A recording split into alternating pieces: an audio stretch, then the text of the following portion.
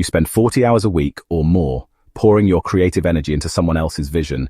You build their prototypes, you launch their products, and you make their dreams come true.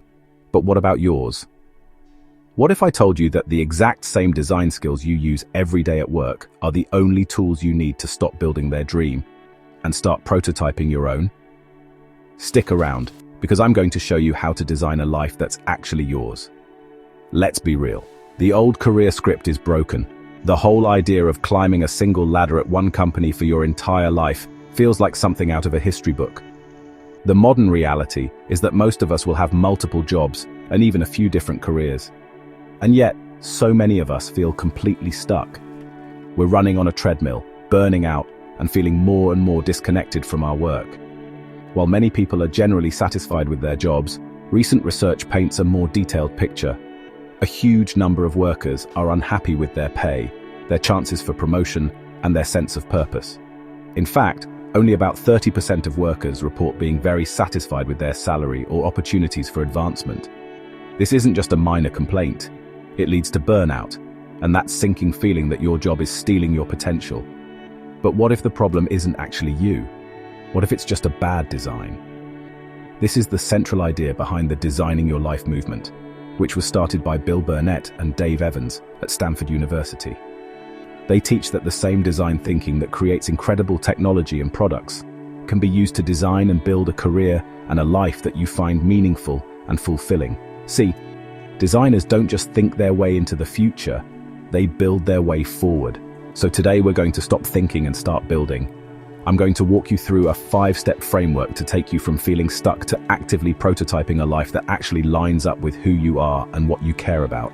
Every great redesign starts by figuring out what's broken. In product design, we call this a bug report, a log of what's not working and why. We're going to do that for your life.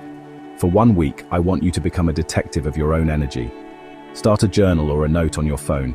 This is your good time journal, a concept from Burnett and Evans where you log your activities and note when you feel engaged and energized. But we're also hunting for bugs. When do you feel bored or totally drained? What specific tasks make you stare at the clock? What part of your day feels like a feature you never asked for? Get specific here. It's not just I hate meetings, it's I feel drained in meetings where my opinion isn't heard. It's not my job is boring. It's I feel disengaged when I'm doing repetitive work that doesn't challenge me. This isn't about complaining. It's about gathering data. This is the first most important phase of design thinking. Empathize. But instead of empathizing with a user, you're turning that focus inward. You have to diagnose the problem before you can even think about solving it. So, what are the bugs in your current operating system?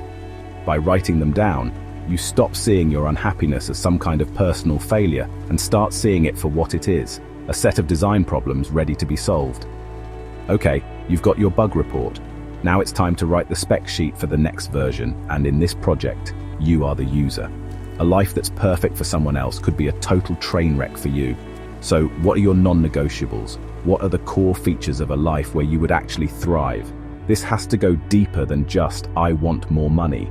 While fair pay is obviously important, and it's a huge reason people change jobs, real fulfillment comes from lining up your work with your values. Think about what really matters to you.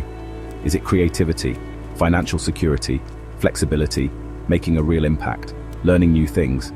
Go back to your bug report and your good time journal. What patterns do you see? Maybe you felt most alive when you were mentoring a junior developer. That's a clue that points toward a value of leadership or teaching. Maybe you felt the most drained when you were stuck dealing with pointless red tape. That suggests you value autonomy and efficiency. Your goal is to list your top 3 to 5 values.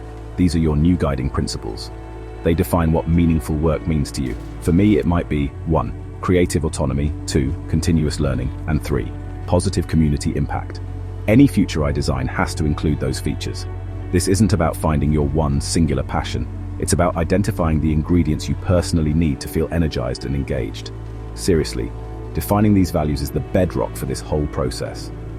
To help you nail this down, I've created a free user values worksheet based on the principles from Stanford's Life Design Lab. It's a simple, guided exercise to help you pinpoint what's essential for your own fulfilling life. The link is down in the description. Download it and spend some real time with it because it's the foundation for everything we do next.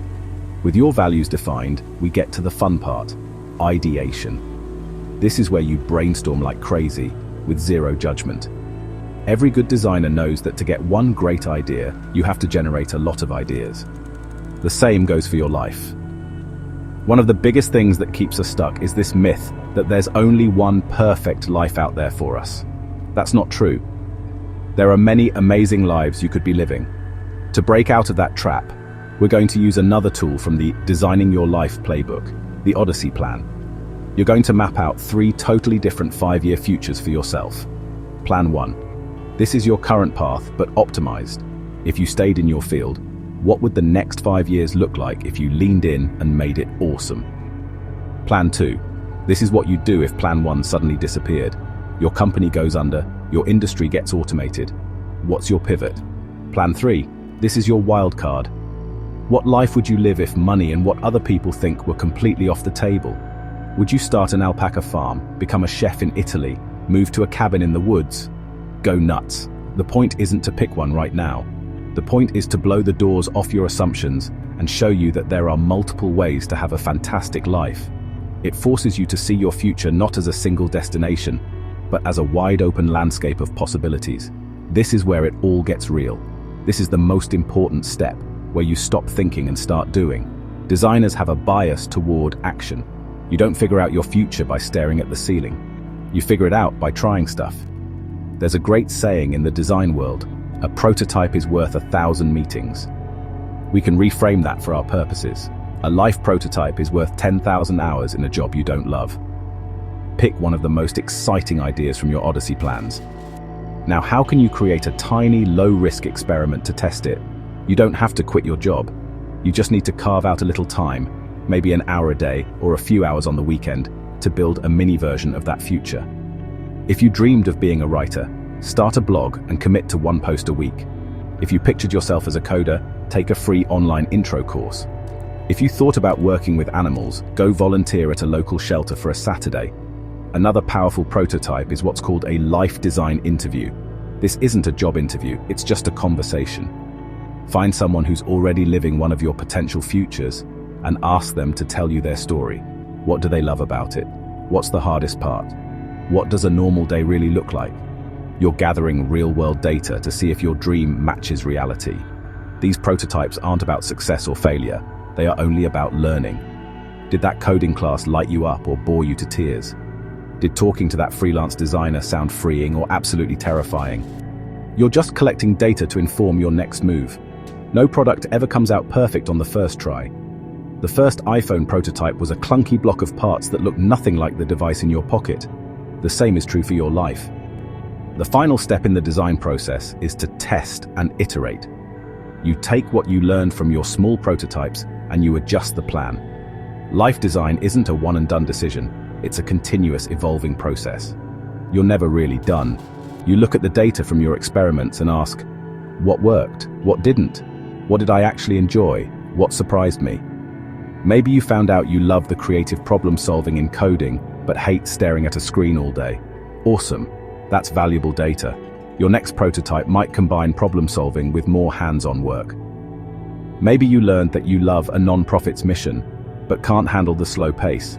Your next experiment could be to explore a social enterprise or a B Corp. You learn, you adjust, and you build the next slightly better prototype. You reframe dead ends as interesting new design challenges. And over time, these small iterative steps start to add up.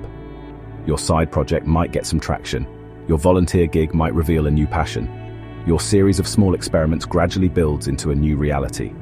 This is how you go from prototyping a passion to actually living it.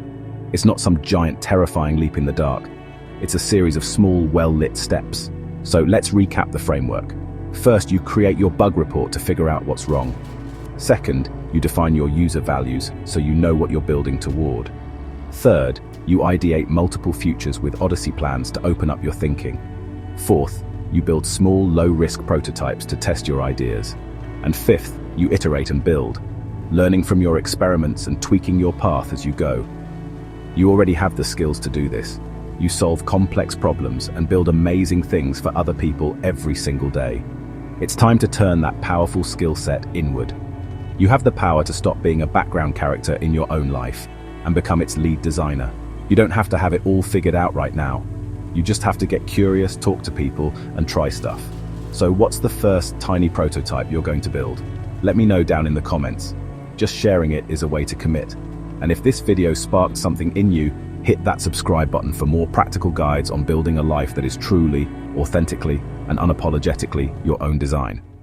Now go build something for you.